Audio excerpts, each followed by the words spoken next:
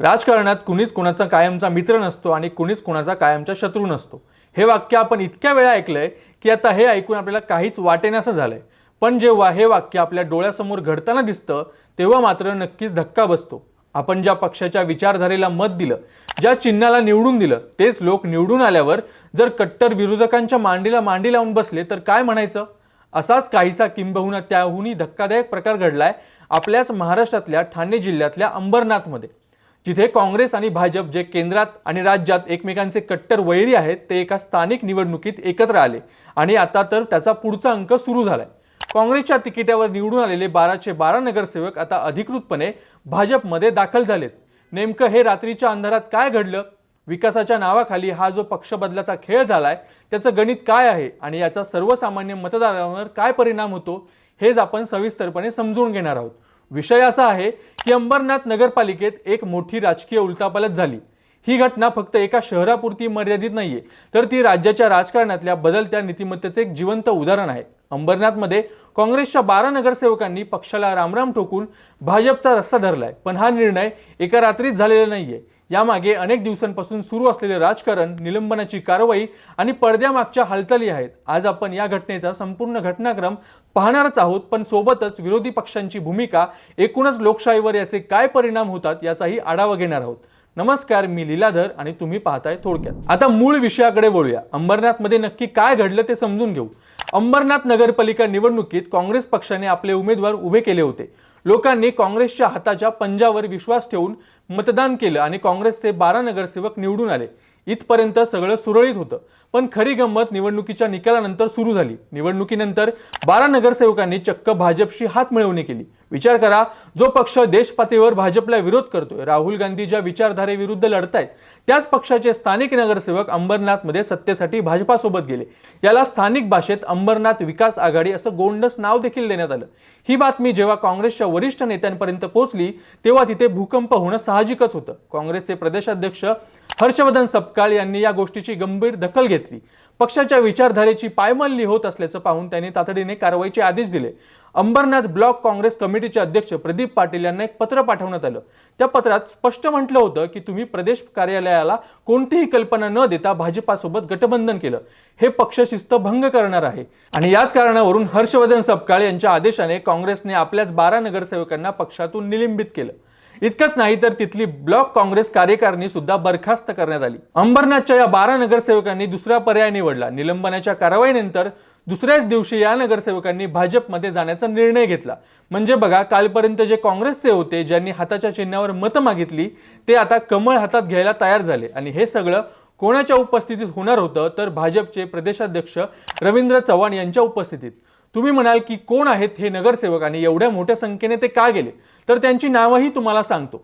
त्यांचं नाव आहे प्रदीप पाटील, दर्शना पाटील, अर्चना पाटील, हर्षदा पाटील, तेजस्विनी मिलिंद पाटील, विपुल प्रदीप पाटील, मनीष म्हात्रे, धनलक्ष्मी जयशंकर, संजीवनी राहुल देवडे, दिनेश गायकवाड, किरण बद्रीनाथ राठोड आणि कबीर नरेश गायकवाड. ही ती 12 नावं आहेत ज्यांनी आता अंबरनाथच्या राजकारणाची दिशा बदलली आहे. काँग्रेसचे वरिष्ठ उपाध्यक्ष गणेश पाटील यांनी जे पत्र पाठवलं होतं त्यात स्पष्ट लिहिलं होतं की हे कृत्य अत्यंत चुकीचं आहे. पण या पत्राचा किंवा निलंबनाचा त्या नगरसेवकांवर काहीही फरक पडला नाही. उलट त्यांनी या संधीचा फायदा घेऊन थेट भाजपचा मार्ग स्वीकारला. आता तुम्ही विचार कराल की हे नगरसेवक असं का वागले? त्यांचं म्हणणं काय आहे? तर यावर भाजपचे प्रदेशाध्यक्ष रवींद्र चव्हाण यांनी ठाण्यात पत्रकार परिषदेत माहिती दिली. त्यांनी सांगितलं की 12 नगरसेवक निलंबित झाल्यावर अज्ञातस्थळी निघून गेले होते. त्यांचं म्हणणं आहे की त्यांनी शहराच्या विकासासाठी आणि अंबरनाथच्या नागरिकांना दिलेल्या आश्वासनाची पूर्तता करण्यासाठी हा निर्णय घेतलाय. आता मंडळी, हा विकासाचा मुद्दा आपल्या राजकारणात खूप जुना आहे. जेव्हा जेव्हा एखादा नेता पक्ष बदलतो तेव्हा तो हेच सांगतो की विकासासाठी गेलो. पण प्रश्न असा पडतो की विकासासाठी पक्ष बदलण्याची का गरज पडते? विरोधात राहून किंवा आहे त्या पक्षात राहून विकास कामे करता येत नाही का? की सत्ताधारी पक्षात गेल्यावरच निधी मिळतो आणि कामं होतात? हे आपल्या लोकशाहीचं दुर्दैव आहे का?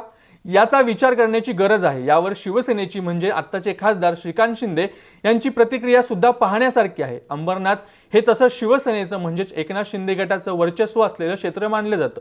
जेव्हा पत्रकारांनी खासदार श्रीकांत शिंदे यांना या युतीबद्दल विचारलं तेव्हा त्यांनी अतिशय सावध प्रतिक्रिया दिली। ते म्हणाले की याबद्दल आमच्या मित्रपक्षालाच म्हणजे भाजपालाच विचारलं तर बरं होईल। त्यांनी सांगितलं की शिवसेना आणि भाजपची युती केंद्रात आणि राज्यात आहे आणि ती अबाधित राहिली पाहिजे, पण स्थानिक पातळीवर अंबरनाथमध्ये काय चाललंय यावर थेट भाष्य करणं त्यांनी टाळलं। ते म्हणाले की शिवसेनेने अंबरनाथमध्ये चांगलं काम केले, भरपूर निधीही आणलाय, पण युती कोणी केली आणि का केली याचं उत्तर त्यांनी भाजपवर ढकललं। यातून एक गोष्ट स्पष्ट होते की या पक्ष प्रवेशावरून महायुतीमध्ये सुद्धा कुठेतरी अस्वस्थता असू शकते किंवा स्थानिक समीकरणात काहीतरी गडबड आहे। आता जरा आपण या घटनेचं विश्लेषण करूया।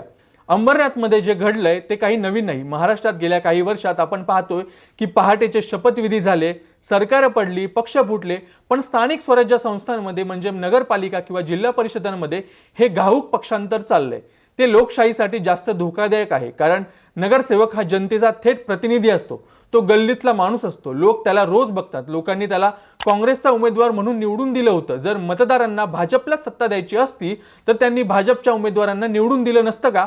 मग निवडणुकीनंतर हे जे साटेलोटे होतात त्यात मतदारांचा कौल कुठे जातो? मतदारांनी दिलेलं मत हे 5 वर्षासाठी असतं, पण इथे काही दिवसातच नगरसेवक पक्ष बदलतात। मग त्या मताची किंमत काय उरली? या घटनेतून आपण काय शिकायचं? एक म्हणजे राजकारणात जे दिसतं ते नसतं, वरून कितीही विरोध असला तरी पडद्यामागून हितसंबंध जोपासले जातात। दुसरं म्हणजे मतदार म्हणून आपण अधिक सजग होण्याची गरज आहे। आपण कोणाला मतदान करतोय, तो उमेदवार किती निष्ठावान आहे हे पाहणं गरजेचं झालंय। अंबरनाथमध्ये आज काँग्रेसचे 12 नगरसेवक भाजपमध्ये गेले, उद्या कदाचित आणखी काही उलथापालथ होईल, पण यात शहराचा विकास खरोखर होईल का की फक्त नेत्यांचा विकास होईल हे काळच सांगेल। शेवटी अंबरनाथची ही राजकीय घडामोड राज्याच्या राजकारणात एक लहानशी घटना वाटू शकते, पण तिचे संकेत खूप मोठे आहेत। हे संकेत आहेत की येणाऱ्या काळात स्थानिक पातळीवर पक्षांची चिन्ह आणि झेंडे गौण ठरणार आहेत आणि सत्तेचं गणित महत्त्वाचं ठरणार आहे। काँग्रेसने कारवाई करून एक चांगला संदेश दिला की शिस्त महत्त्वाची आहे, पण भाजपने त्यांना सामावून घेऊन हे दाखवून दिलं की त्यांच्यासाठी संख्याबळ जास्त महत्त्वाचं आहे। आता या नवीन राजकीय समीकरणाचा अंबरनाथच्या विकासावर काय परिणाम होतो आणि जनता याला कसं उत्तर देतं हे पाहणं उत्साहाचं ठरेल। तर मंडळी, तुम्हाला काय वाटतं? विकासाच्या नावाखाली हे जे पक्षांतर चालतं ते योग्य आहे का की या मतदारांचा विश्वासघात आहे? काँग्रेसच्या नगरसेवकांनी भाजपमध्ये जाणं तुम्हाला पटतंय का आणि भाजपने त्यांना घेणं त्यांच्या तत्वात बसतं का? तुमचे विचार खाली कमेंट्स बॉक्समध्ये नक्की सांगा, आपण तिथे चर्चा करूया। आणि जर अंबरनाथचे रहिवासी असाल तर तुमचं मत आमच्यासाठी खूप महत्त्वाचं आहे। तुमची प्रतिक्रिया नक्की नोंदवा। राजकारणातल्या अशाच खबरी आणि त्यामागचं विश्लेषण साध्या सोप्या समजून घेण्यासाठी थोडक्यात चॅनलला नक्की सबस्क्राईब करा।